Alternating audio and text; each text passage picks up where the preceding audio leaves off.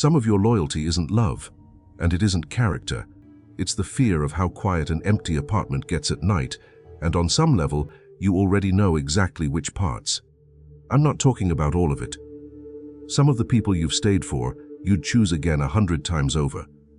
But there's a relationship, or a friendship, or a job, or a whole version of your life that ended a long time ago in every way that matters, and you're still there.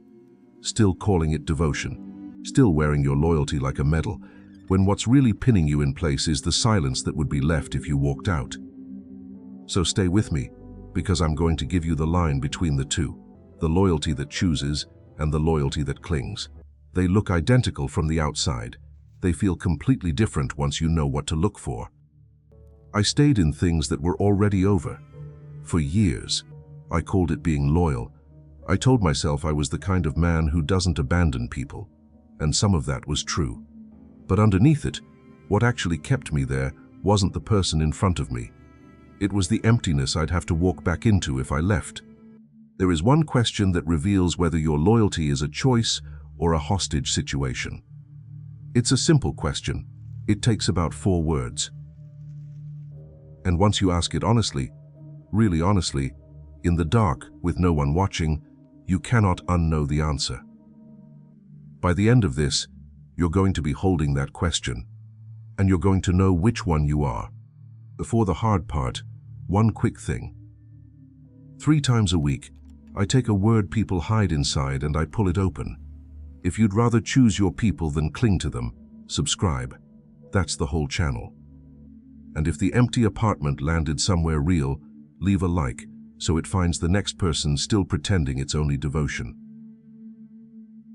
Now, what my loyalty was actually holding on to. Let's start with the thing you're proud of, because it's real, and I'm not going to pretend it isn't. You're loyal. You stay. When other people bail at the first sign of difficulty, you're the one who's still there for the friend, the partner, the company, the family. You don't abandon people. That's not nothing. In a world of people who leave the second it stops being convenient, staying is a kind of strength most people don't have. So keep that. I mean it. But now look a little closer at one specific place you've stayed. There's something in your life you've been loyal to for years past the point where it was still good for you. You know the one. Maybe it's a relationship that's been running on the memory of what it used to be. Maybe it's a friendship where you do all the reaching and they do all the taking. Maybe it's a job that quietly went dead 3 promotions ago. Whatever it is, some part of you has known for a long time that it's over. Not dramatic, not a betrayal, just finished, and you've stayed anyway. And you've filed that staying under loyalty, under being a good person, under I don't give up on people. And here's what I need you to notice. It doesn't actually feel like devotion when you're honest about it. Devotion feels warm. This feels heavy. It feels like an obligation you can't name, a door you keep walking past without opening. Real loyalty has a lightness to it, even when it's hard. This other thing just has weight. So the strange part isn't that you stayed. Staying is human. The strange part is what your loyalty is actually holding on to, because I promise you, it isn't always the person you think it is.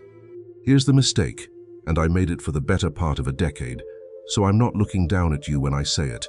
What you're calling loyalty is sometimes just fear of being alone, wearing the one costume nobody's allowed to question. Think about how well that disguise works.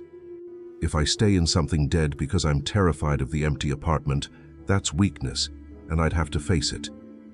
But if I stay because I'm loyal, well, now I'm not scared. Now I'm noble.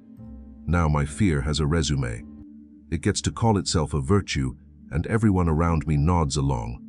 Because who criticizes loyalty? You've hidden the most fragile thing in you inside the most respectable word you could find. And when I finally looked at mine honestly, the thing I was loyal to wasn't the person at all. I want to be very clear about this, because it's the whole hinge. What I was actually loyal to was not having to find out who I am with no one in the room. The person had become the wall between me and a silence I didn't want to meet. I wasn't holding on to them. I was holding on to not being alone. Those are not the same thing, and telling them apart cost me years. And this isn't just my private confession. There's research on exactly this. In a set of studies published in 2013, psychologists found that people with a stronger fear of being single settled, they held on to less satisfying relationships, and they were less willing to leave ones that were failing. And this held up even after accounting for things like anxious attachment.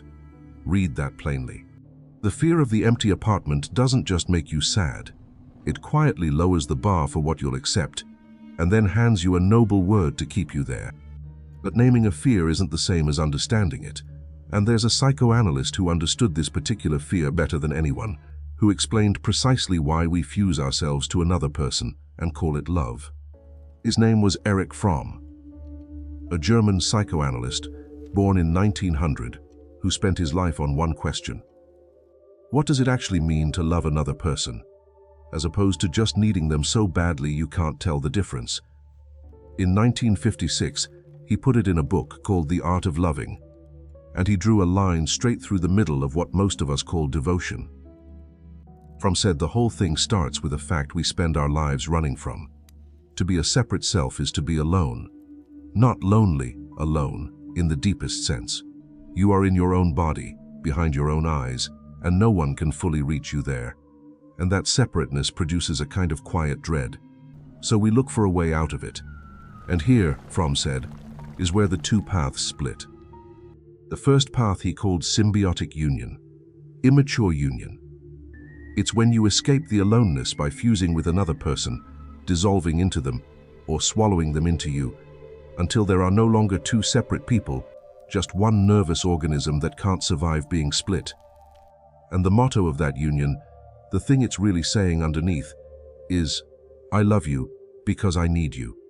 The need comes first. The person is the anesthetic for the aloneness, and then there's the other path, mature love. And Fromm defined it with a line that took me years to actually feel. Mature love is union on the condition of preserving your own integrity, your own individuality. Two people who remain two, who could stand on their own and turn toward each other anyway. Its motto is the exact inversion of the first. I need you because I love you. Do you hear the difference? In the first one, the need creates the love. In the second, the love creates the need. One is a person drowning and grabbing. The other is a person standing on solid ground, reaching out a hand because they want to, not because they're going under. So if the loyalty that clings is really symbiosis, two people who stopped being able to be alone, then that raises the question this whole video is built around. What does the other kind look like? The loyalty that isn't fusion. The one that could walk away and stays anyway. Let me step out from behind the argument for a second, honestly. I can name this so precisely because I lived on the clinging side of it for years. I was the one calling his fear devotion, mistaking a locked grip for love, telling everyone, telling myself, that I just wasn't the type to leave. Saying that out loud, plainly, without dressing it up. Instead of selling you a slick course on relationship goals and 10 signs he's the one, is exactly the kind of thing that doesn't survive in the feed on its own. Work like this keeps going because some people decide to fund it directly, human to human, instead of leaving it to an algorithm that would rather show you something flattering. If it's been worth something to you, the Buy Me a Coffee link is in the description. Pay what you want. Pay nothing and stay. That's fine too. And here's why you'll want to stay. We've named the loyalty that clings. What's next is the other one, the loyalty that actually is love. The kind that could stand completely on its own and chooses you anyway. That's the one worth having. And it's coming right now. Real loyalty, the kind that's actually love and not fear in a costume, has one feature that gives the whole thing away. It's chosen from strength, not from need. You could leave. You genuinely could. You could survive the empty apartment, you could rebuild, you could be alone and be okay. And knowing all of that, standing on your own 2 feet with the exit unlocked and in plain sight, you stay. Not because you'd fall apart without them, because you looked at the door and you chose the person instead. That's the difference, and it's everything. The clinging kind of loyalty is a grip. It holds on because letting go feels like death. The real kind is a gift. It's given freely by someone who had other options and picked this one. One of them is a closed fist. The other is an open hand. And here's the part that stings. Only the open hand is worth anything. Being stayed with by someone too afraid to leave isn't love, it's just proximity. The person who could go and doesn't is the only one whose loyalty actually means something, precisely because it was never forced.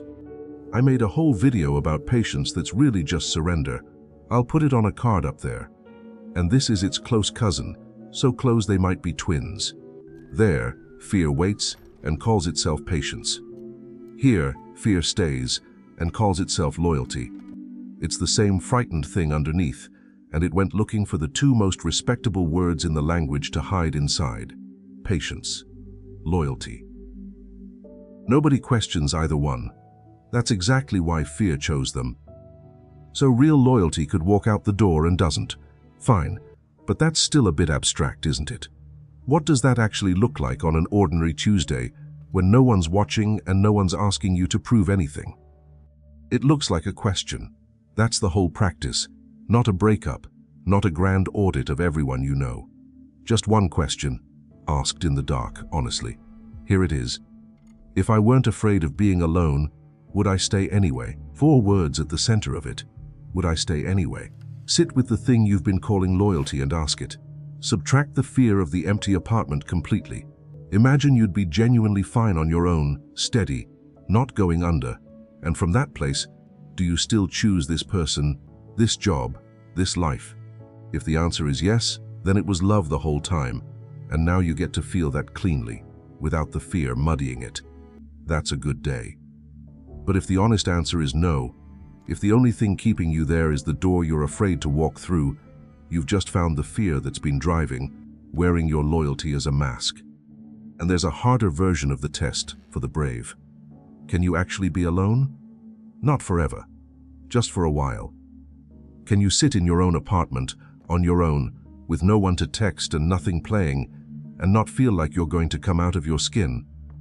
Because loyalty that can't survive your own solitude was never loyalty.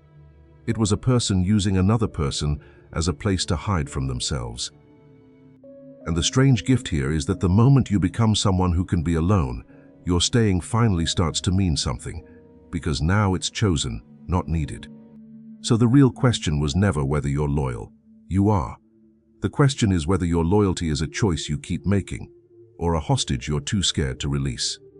So here's what I'm actually asking you to do, and it's smaller and harder than a decision. Not tonight, not this week, just sometime soon, when you're alone and honest. Name it. Name the one thing you call loyalty. Say it out loud, to no one. And then ask the 4 words, and don't flinch from what comes back. Is this love, or is it the empty apartment? And let me be very clear about what I am not saying, because fear loves to twist this into permission. I am not telling you to leave. I am not telling you that commitment is a trap, or that needing people is weakness, or that the strong thing is to depend on no one and call your coldness freedom. That's a different lie, and it's just as much a prison. The person who abandons everyone the second it gets hard is running from exactly the same thing you are, in the opposite direction. Real loyalty is one of the most beautiful things a human being is capable of. Staying is often the right thing to do. This was never about leaving. It was about knowing why you stay, because loyalty chosen from love is a gift you give with an open hand, and loyalty gripped from fear is a sentence you're serving, and you're both the prisoner and the guard. Same word, 2 completely different lives. You already know which one you're living. You've known since the hook. The only thing left to decide is whether you're brave enough to stop calling the fear by the prettier name. If this pulled your loyalty down off its pedestal and made you look at it straight, then it did its job, and I'm not going to tie a bow on it to make it feel nicer. Sit in the discomfort. That's where the honesty is. Here's the reinforcement, and it's a different angle than my own story.